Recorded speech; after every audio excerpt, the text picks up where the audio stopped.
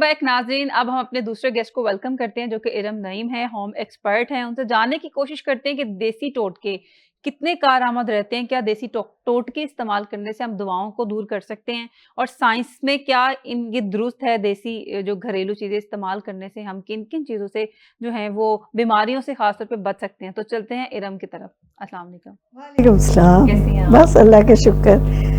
इस बात पे हकीकत है कि अगर घरेलू टोटके इस्तेमाल किए जाएँ तो आप दवाओं को साइड पे कर सकते, दुआएँ नहीं, मेडिसिन को मेडिसिन को, दुआ को। कितनी हकीकत है? जी, अब जब हम बात करते हैं टोटकों की, तो ये देखिए साल से हम हिकमत की दवाइयाँ लेकर यहाँ तक हमारी जनरेशन्स पहुँची हैं। मेडिसिन तो बीच में एक आ गई और हमेशा मेडिसिन से आराम भी लेते हैं और उसको बुरा भी कहा जाता है। द रीज़न कि जब हम मेडिसिन खाते हैं तो उसके साइड इफ़ेक्ट ज़्यादा होते हैं, जबकि हम घर का सामान अपने घर में जो हमारे किचन में चीज़ें पड़ी हुई होती हैं उनसे हम छोटे टोटके या उसकी कोई कावा या उसको कुछ छोटा सा माजून बना के हम देते हैं तो उसका नुकसान भी नहीं होता और उसका फायदा ज्यादा होता है। कोई ऐसा टोटका जिसका नुकसान ही हो, फायदा कोई ना हो? होता है।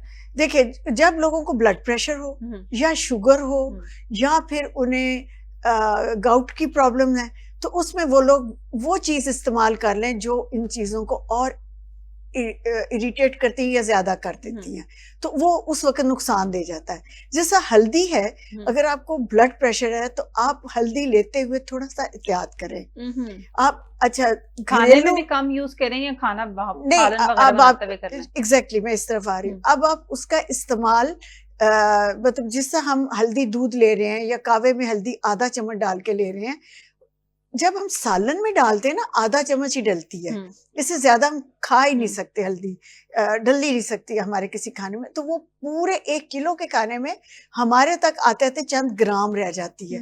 लेकिन जब हम कावे में या किसी और टोटके में डाल के उसे खाते हैं और पीते हैं तो वो आधा चम्मच पूरा हम इंटेक करते हैं, जो नुकसान ज्यादा देता है। हल्दी इंटेक नहीं कर। इसी तरह अदरक है, इसी तरह लहसुन है। इन चीजों को बाज़-औक़ात हमें इन चीजों से एलर्जी होती है और हम वो फिर भी खाते हैं। लहसुन तो क्या हर बीमारी का इलाज लहसुन से हो सकता है? हर बीमारी का इलाज तो नहीं कह सकते, कुछ चीजें लहसुन कर जाता है, ठीक करता है।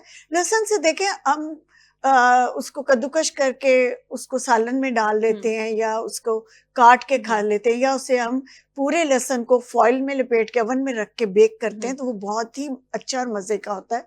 कहते हैं हार्ट के लिए बहुत अच्छा है और है भी हार्ट के लिए। लेकिन होता क्या है कि जब हम बहुत ज्यादा लेते हैं तो स्टमक उसमें इन्वॉल्व हो जाता है।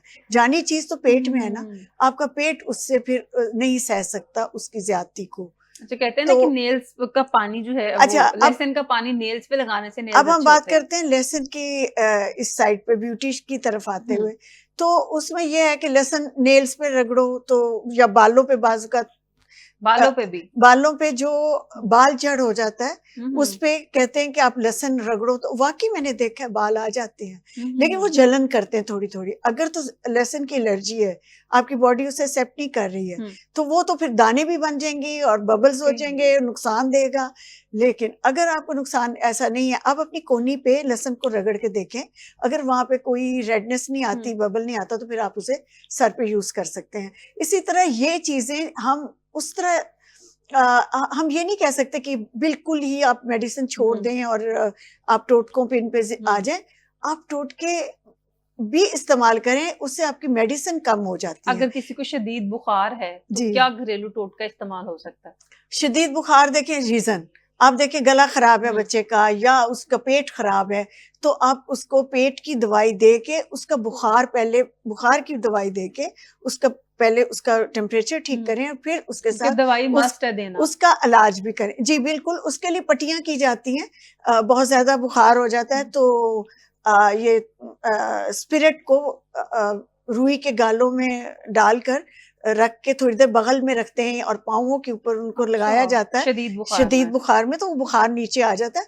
आपको मैं ये बताऊं कि बुखार भी तेज बुखार भी दवाई से जल्दी नहीं उतरता, उसके लिए भी ये रेमेडी करनी पड़ती है, ठंडे पानी की पट्टियां करनी और उसके साथ फिर ये वैसे अब पता नहीं डॉक्टर करते हैं कि नहीं, लेकिन हमारे वक्त में तो होता था कि स्पिरिट में हमारी अम्मी ने कहना इसको भिगो के बगल में रखो भी ठीक हो जाओगे, तो काफी फर्क पड़ता है। लेकिन ठंड में ठंडी पट्टियां जो है वो की जा सकती जी हैं? बिल्कुल वो होती हैं, क्योंकि उसमें तेज बुखार में बुखार को मजीद गर्म नहीं किया जाता, उसे ठंडा किया जाता है। तो उसमें उसके कपड़े भी हल्के कर दिए जाते हैं, जो बहुत ज्यादा कपड़े या रजाई या कंबल लिया होता है या कमरे में बहुत हीटर लगाया जाता है, उससे खोल के उसको थोड़ा सा टेम्परेचर ठीक किया जाता है नॉर्मल, और उसमें फिर उसको वो करते हैं ताकि उसका टेम्परेचर ठीक रहे बॉडी का। तो कहा जाता है ना कलवंजी में मौत के अलावा हर बीमारी का इलाज है, तो क्या ऐसा है?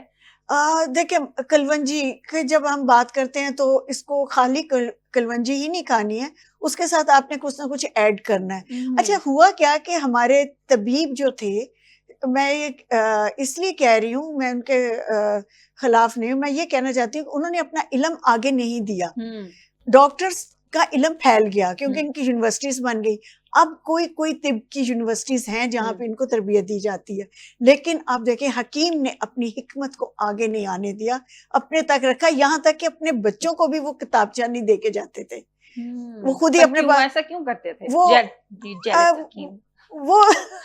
वो इसलिए होता था कि हम एक ऑनरशिप होती है ना, एक मुझसे कोई आगे ना निकल जाए। मैं हूं ना, मैं कर रहा हूं ना, बस वहां तक रहे बात। तो वो अपने बच्चों को भी नहीं देते थे, उनके बच्चे उनके जाने के बाद उनका किताबचा खोलते थे कि ये क्या चीज है। और हाँ वो क्या होता था, मैंने एक दो लोगों से सुना उन्हीं के बच्चों से कि दादा जान ने या अब्बा जान ने वो रेसिपीज पूरी नहीं दी हुई थी, उनको याद थी, उन्होंने आधी लिख दी आधी दी नहीं। तो हिकमत ऐसे इतनी ज्यादा फैल ना सकी। हालांकि अगर टोटकों से को इस्तेमाल करते हुए हम स्किन कैसे अच्छी कर सकते हैं?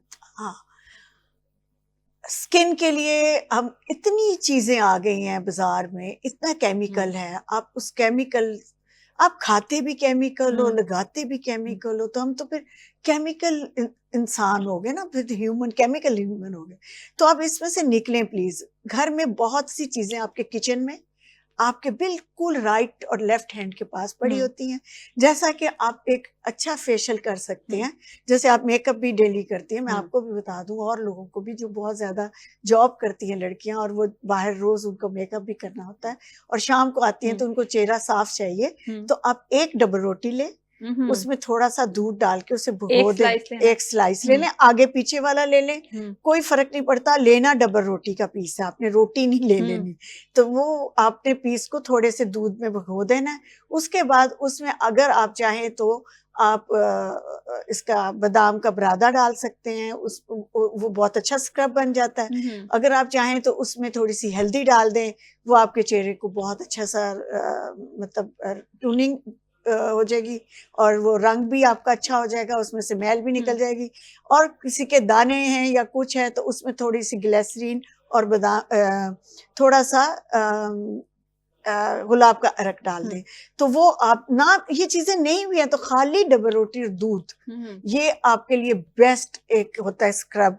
हल्का हल्का चेहरे पे लगा के 5 मिनट के बाद उसको धो लें। दूध आप इतना डालना कि ब्रेड जो है ब्रेड थोड़ी सी सोख हो जाए, बस गीली होके पेस्ट बन जाए। उसको सख्त भी नहीं रखना, उसको हल्के से जैसे क्रीम होती है घर की उसी तरह आपने फेस पे लगा लेना और उसके बाद हल्के हाथों से आपने नीचे से ऊपर करते हुए उसे उतारना, उसे रगड़ना नहीं है।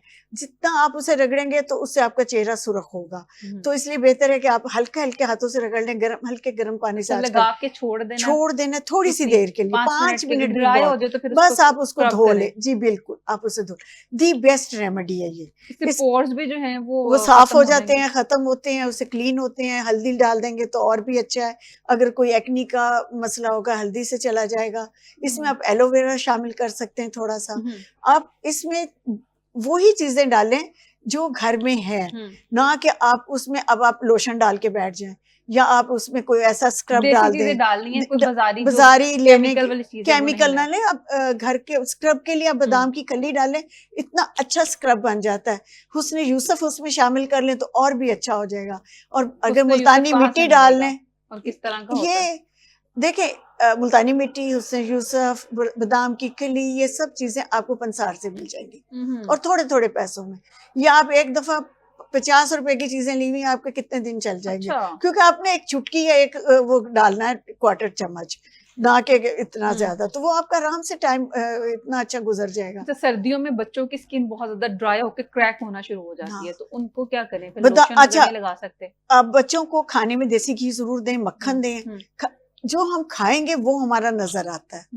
तो आप बच्चों को पंजीरी दें। अगर वो पंजीरी नहीं खाते तो मैं आपको बताती हूँ, बादाम, पिस्ता, चारों मगज, अखरोट, इनको बारीक पीस के आप रख लें और शहद की बोतल और टोस्ट उस या पराठा, बाज माए बच्चों को शौक से पराठा दे, उस पराठे पे हनी लगाएं, उसके ऊपर ये जो ग्राइंड किया हुआ हमने बनाया बादाम, पिस्ता, अखरोट और ये चारों मगज, उसमें आप अपनी पसंद की बच्चों में इलायची डाल दें, जो बच्चे शौक से खाते हैं वो डाल, वो आप उसमें कर लगा के बच्चे को खिलाएं, तो आप यकीन करें बच्चों के चेहरे वो रौनक होंगे और वो ये बीमारियों से बचेंगे, खांसी जुकाम से।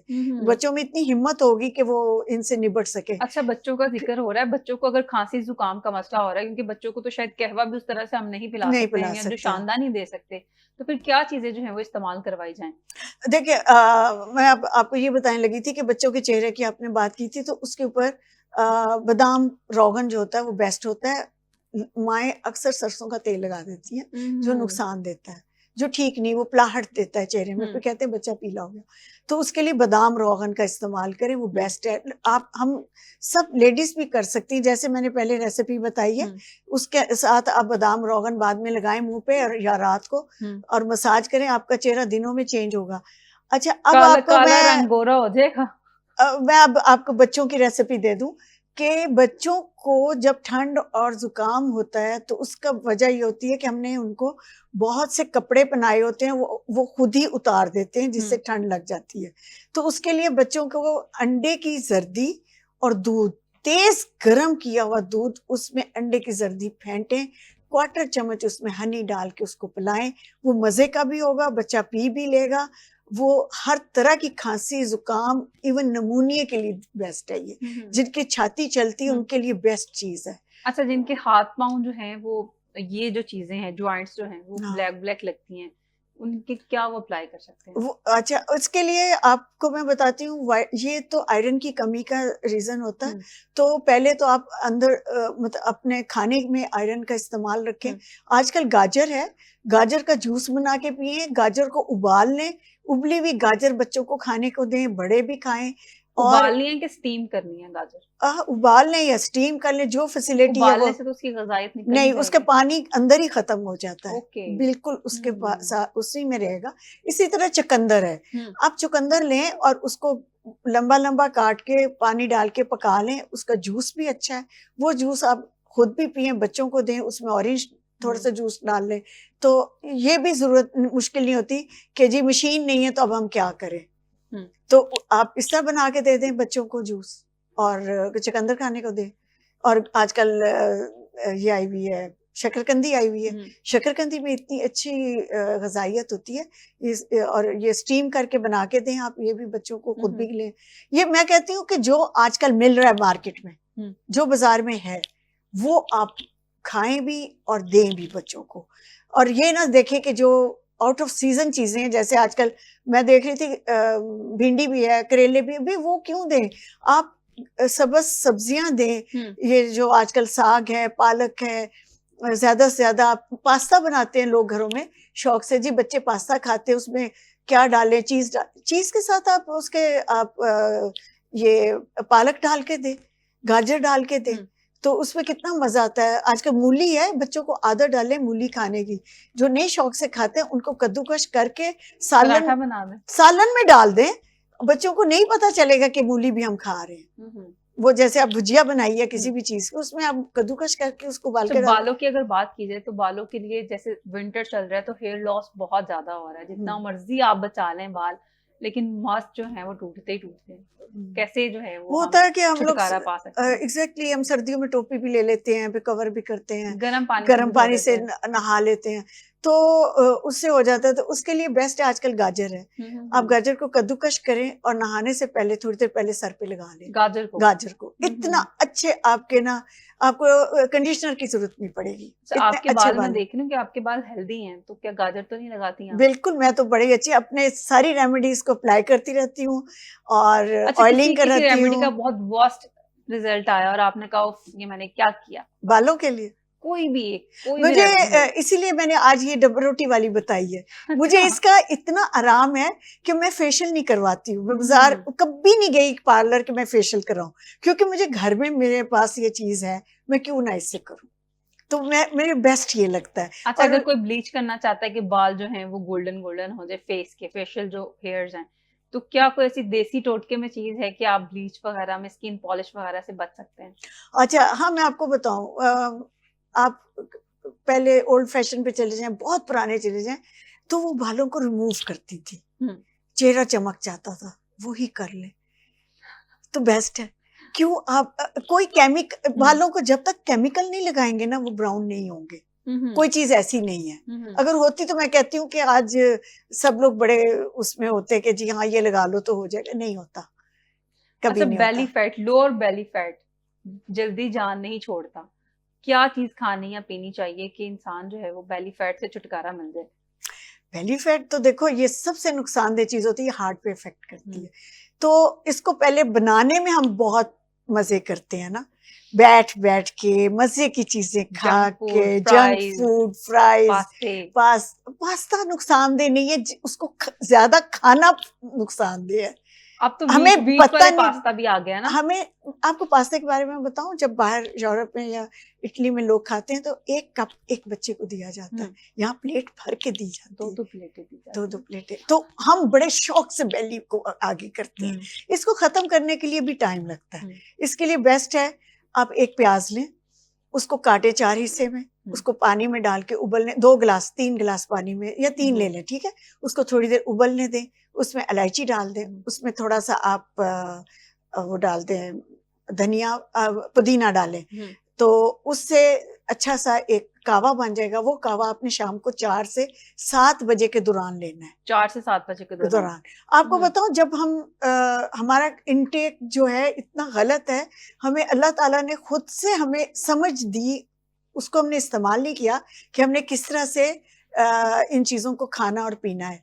4 से 7 के दौरान पिया गया पानी, कहवा, चाय, वो हम रात को हम मूवमेंट के लिए रोक देता है वॉशरूम की, लेकिन हम खाने के बाद कहवा लेते हैं और सारी रात वॉशरूम जाने के चक्कर में रहते हैं। और अब इतना अपनी नींद खराब करते हैं। 4 से 7 अगर आप पानी टेक करते हैं, आप रात को तब वॉशरूम में नहीं जाते, यूरिन इतना नहीं आता। आप 4 से 7 बजे तक पानी जरूर पिए, कावे भी ले लें, आपने कॉफी पीनी है जरूर पिए, लेकिन 7 बजे के बाद जब आप खाना खा लेंगे उसके बाद कोशिश करें। अच्छा हाँ, कावे के बारे लेने का तरीका भी मैं बताऊं, हमारे यहाँ पूरा एक बड़ा मग्गा भरा जाता है। आप देखिए कि जो चाइनीज, कोरियन, ये इनसे आप कावे के कप लो ना, वो छोटे साइज के होते हैं, बिल्कुल क्वार्टर कप के, जिसमें 50 ml मुश्किल आता है, और वो आस्ता आस्ता पीते हैं उसको भी। तो कावे पीने का भी तरीका है। 4 से 7 भी आपने बड़े मग्गे नहीं पीने। छोटा जो कप है, छोटा कप, क्या टेक्निक है और क्या वो इतना खाने के बाद जब इंसान इतना 2-2 प्लेटें भर के खा रहा है, उसने तो इतना कप भी पीना, वो इतना सा कहवा क्या नहीं, वो कहाँ डालेगा ना, फिर पेट में उसको और ठूसेगा, बेली तो बाहर निकलेगी, वो खाना पेट में जाके फूल जाता है पानी। आप थोड़ा थोड़ा लें ताकि पेट को भी टाइम मिले, चीजों को टाइम मिले सेट होने का। वो आस्ता आस्ता आपके स्टमक में, इंटेस्टाइन में वर्किंग होगी, आंतड़ियों में वो खुलेगी, काम होगा, तो आपकी बॉडी को ब्लड में, खून में ये चीजें आएंगी। तो आप इसके लिए भी ऐसा रखें कि छोटा कप चाय का, छोटा कप कावे का, पानी का 1 गिलास, ऐसे। ये नहीं कि आप ये जो छोटी बॉटल्स आती हैं लोग खड़े होके पी लेते हैं, नहीं, गलत है। आप पानी थोड़ा थोड़ा करके पिए।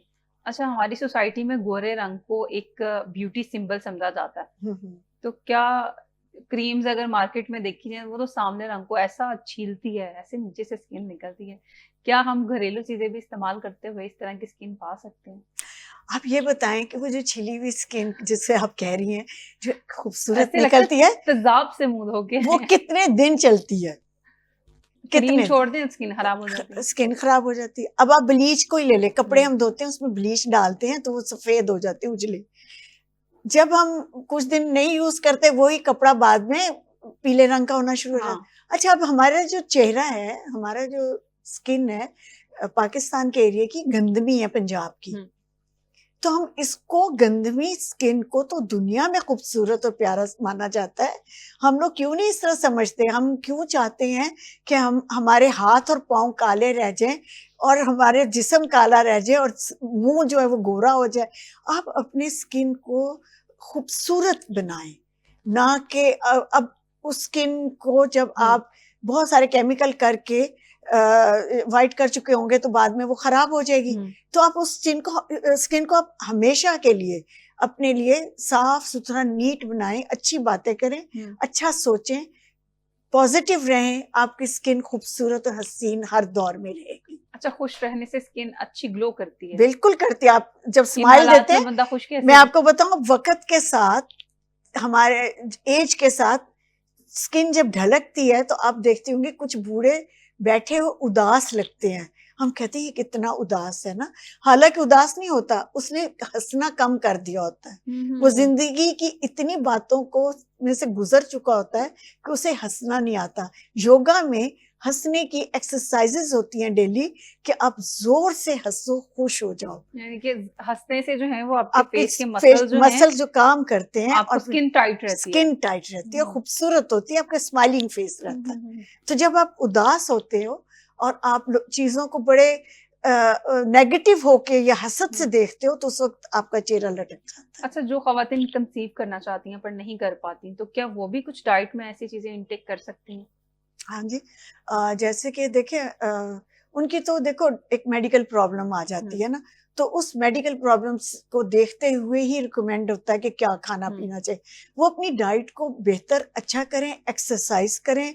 सुबह देखिए 3 से 5 बजे का टाइम होता है नमाज का और तहज्जुद का और सनराइजिंग का। आप उस वक्त उठें और उठ के आप सांस की एक्सरसाइजेस करें। जब आप ब्रीदिंग एक्सरसाइजेस करते हैं तो आपको जिंदगी में पॉज लेना आ जाता है, कहाँ रुकना है, कहाँ बढ़ना है।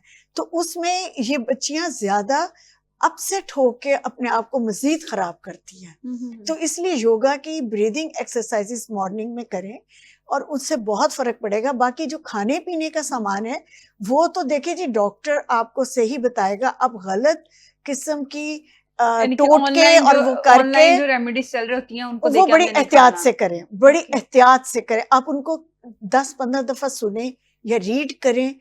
इनका भी एक तरीका होता है आप रेमेडी को करने का। अब आप मेरी रेमेडी को आप जरूर पहले सोचें कि आया वो कारामद है कि नहीं, आपका माइंड उसको क्या कह रहा है, वो करनी चाहिए कि नहीं, और किसी से डिस्कस कर लें कि ये आया मेरे लिए नुकसानदेह तो नहीं। इसमें क्या जब इस कंसीव के प्रोग्राम में जब हम बात करते हैं तो लोग गर्म चीजें खाने को दे देते हैं, जो चेहरे पे दाने भी कर देती हैं, मोटापा भी कर देती हैं। गर्म चीजें तो अवॉइड नहीं करनी चाहिए। दे देते हैं वो लोग, कहते हैं कि जी हार्मोन्स स्ट्रांग होंगे, हार्मोन्स को तेज करने के लिए देते हैं ना। तो देखिए, हार्मोन्स को आप खुश करें, आप एक्सरसाइजेस करें, आप अपनी सांस की एक्सरसाइजेस करें, आप अपने खुशी वाले प्रोग्राम्स देखें।